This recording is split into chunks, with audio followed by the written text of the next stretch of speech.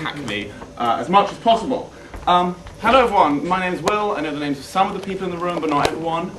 I will forget it about 3 times, because that's just what I do, and it's not because I'm a twat. I mean, there are other reasons why I'm a twat. But I will forget people's names, for which I apologise in advance, but I will do my best. I'm Will. There are 2 things to sort of say before we get into first proposition and what I think about first proposition. The first thing is to say that coaching is very, very personal. Like, this is not mathematics, this is not even political science or sociology. There is much more art to this than we would like to admit. All I can really do in a coaching session of first proposition is tell you what works for me, problems which I have encountered, and how I have dealt with them. Other people may find this stuff doesn't work for them. Other coaches will have different theories about how to deal with the problems in first prop. You should find out what works for you. And the second sort of thing to say in advance is, there's only really a point to coaching if you guys bully me. What does that mean? Firstly, if I'm talking about stuff that you've heard a million times, tell me. If I say something interesting and then, forget about it and go off in another direction, go, hang on, could you say more about that? Well, if I speak too fast, which I do when I get too nervous, the kids I teach at the University of Oxford hate me because I just ramble at like 500 miles an hour. So, tell me to slow the fuck down if I do that. And talk back at me, right? Like, this is only really useful to the extent that you guys participate. Given that, let's just go straight in. First proposition. I don't care whether or not you take notes. I might type this up at some point in my life when I notice it's being recorded. First proposition is a brilliant thing to coach. It's a brilliant thing to coach because people fear it. People are terrified of first proposition. When it comes up in a tournament and you realise your first prop, people go, oh, fuck. And they get into this death spiral of terror and horror, particularly if it's an important room. And that fear is insane. I promise you, it's absolutely insane. There's a couple of reasons why when you get first prop at a tournament, especially in the top room, especially in the semi-final, you should be like, brilliant. There are a couple of reasons why that's true. Firstly, first proposition is the most formulaic position in British parliamentary debating, by a distance. That makes it the easiest to coach. Secondly, it's the easiest position to come at least second from. Which is why when you get it in a quarter-final, you're like, brilliant. Like, you're home, because you don't need to win, right? It's also the position when you're speaking in with the smallest chance that you'll be fucked over by crazy time. One of the other teams just disappearing up their own arsehole into madness. If you are in first proposition, the only speaker that can do that to you is first opposition. There is only one speaker that can disappear into crazy land and destroy the debate before you're done, right? And you've done your bit, right? So to that extent, it's a nice position. It's also great if, like me, you're a nervous control freak, and you don't like not knowing what the hell is going to happen, but you can have a bit of control in first prop. And also, the other reason why you should enjoy it, particularly if you're a little bit nervous, particularly if it's a high room, you're a little bit jittery, it's the least responsive position. And given that responsiveness, right, so absolutely responding to something you've not anticipated in 5 seconds, a phrase you've not heard before or an argument you've not heard before, is something I think which is particularly a problem when you're debating in your second or your third language. First proposition is where you want to be when you get bumped up into the top room at Worlds or Euros. So, first clear message to take from this, even if you ignore the rest of this seminar, is stop this paranoid death spiral fear thing when you get first prop. I promise you, it is where you want to be more often than not. So when you get it, great. Given that, I think there are 2 reasons why people fuck first prop up all the time. Firstly, they panic. We're going to talk a bit about how to not panic when you get first prop, when you see emotion and you go, what?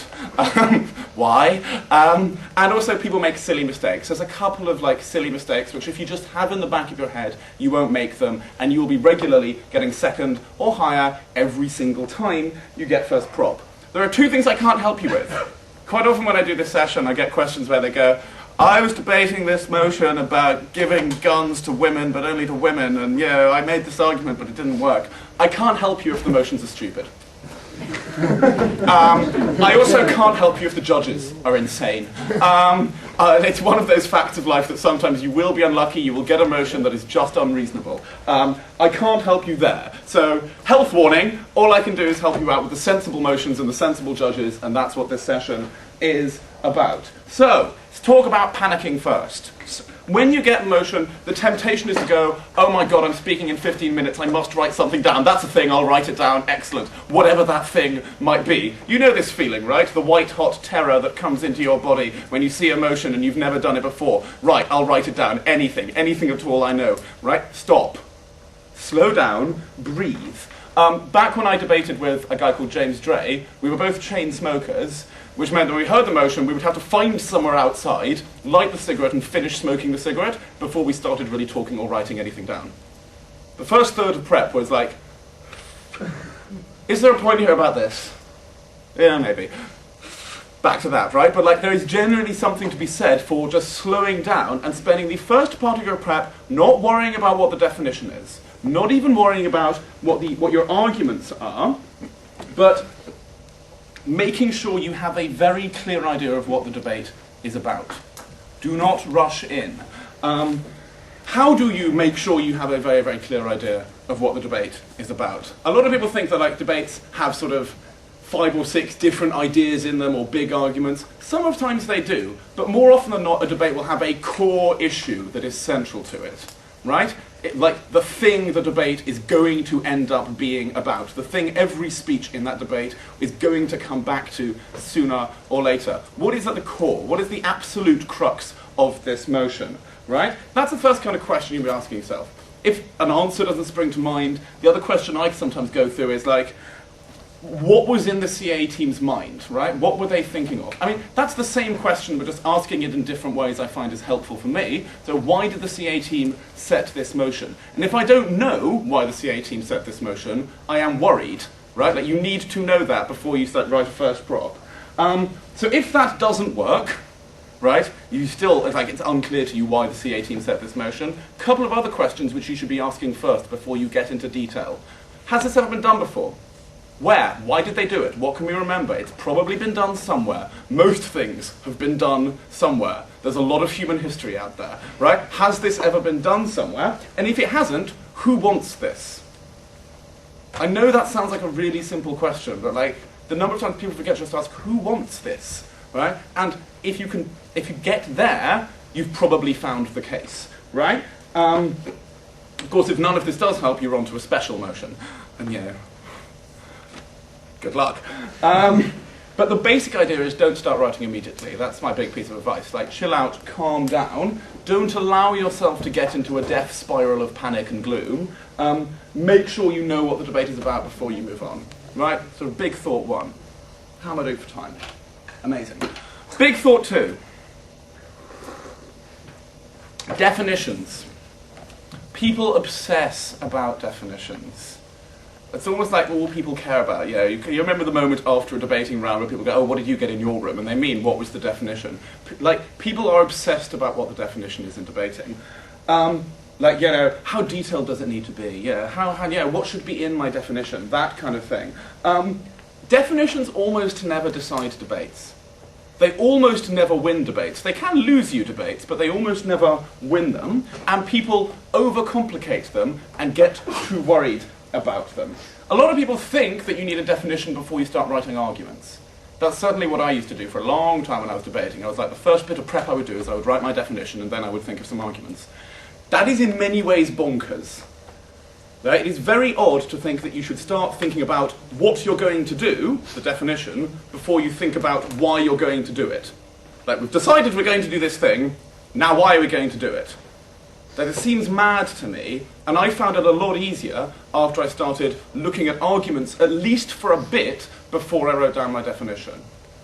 Now, this may not work for you, but it really did help me a lot, which is to have a clear sense of what my arguments were going to be. I'll talk more about arguments later if you want, before I move to the definition. Because then, it's obvious what needs to be in the definition. It's obvious how much detail you need. It's obvious whether or not you need to tell me much about what kind of tanks you're using to invade the place you're going to invade, or whatever, right? So it's often much easier if you've started on arguments first. Work out why you're doing something before you put down what it is you're going to be doing. And that, again, means that you don't get these debates where you've decided that the definition doesn't fit the arguments. So often first props lose debates because they've defined the motion one way and then they've thought of a set of arguments, but they don't really fit, right? They don't really link together. It's a very easy way to lose from first prop if your arguments don't link to your motion, your definition. If the definition comes out of the arguments, that's much less likely to happen. So that is something I would try. The other thing I would say about definitions is, unless you are sure, like really sure, and you might be really sure, I wouldn't do anything funky. Like, I wouldn't do anything too wacko. The reason why is that is potentially the easiest way to violate the golden rule of debating, which is give the people what they want, right? Like, debaters are a bit like prostitutes. Your job is to work out what your client, in this case the judge, desires and give it to them, right? Like, your job is to give people what they want. Now, during the opening government speech, what your judge wants, what your judge is thinking is, dear God, can this please not be a hellish hour? Your judge is afraid during the first minute of the first prop speech. Your judge is going, let this just be okay, right? Let this not be crazy, let this not be mad, let this just work, because if it's mad, everything will explode, and someone might challenge it, and someone else will redefine it, and then I will die. I will actually die. That is what is going through a judge's mind during the first minute of the first prop speech. So unless you are sure, I would not do anything crazy, right? If a good debate happens, a debate which is clear, a debate where no team goes crazy, a debate where the clash is obvious, that is 3/4 of the way to win from first prop. Set up a good debate, right? And the way to avoid like the brain melt moment of definition is to do the two things I've just mentioned, right? Think about like what the arguments are about, what the debate is about before you do the definition, and secondly, think about your kind of core arguments before you think about the definition. But also the way to avoid crazy definition and wacky definition stuff is just to go by 3 very simple rules. 1, definitions should be simple, right? Complicated definitions make debates explode, usually. Your judge might not remember all of it, you might not remember all of it, your partner might not remember all of it, the other side might not remember all of it. And also it means you've just got less time to spend on arguments in general. So, like, they really should be short and simple. Secondly, they have got to be clear. If there is a classic way to lose from opening government, it is for it to not be obvious what your definition is. Right? That is the easiest way to lose. So definitions should be absolutely crystal clear. And make sure you go through your definition and go, is any of this vague? Right? Like, it doesn't have to be detailed, but it has to be clear, right? And the third thing definitions should be, and this really, like, people often don't believe me, is definitions should be brave. I think one of the things that happen when you panic and you're in first prop and you're like, oh, well, we're going to lose anyway because we're in first prop. People get into this very sort of pessimistic, very defensive, damage limitation kind of mental headspace. That is not a helpful place to go. Go for brave. Why? Because your judge will reward you for setting up a good debate, and a good debate usually has a big, clear clash. A judge will reward you for giving them a debate which is interesting, and that means going for the brave case. You will never get high speaker marks from being incredibly boring and defending like really tiny, narrow defensive props, because it's boring. And also, it's often very difficult to say clever things when you're defending very cowardly props. The great arguments and the great rhetoric are all in the brave first propositions. Now, there is of course a difference between brave, you know, we're not running away from the big issues in this debate, and total madness. And working out where that line is tricky, right? Working out where that line is one of the things that you will just get a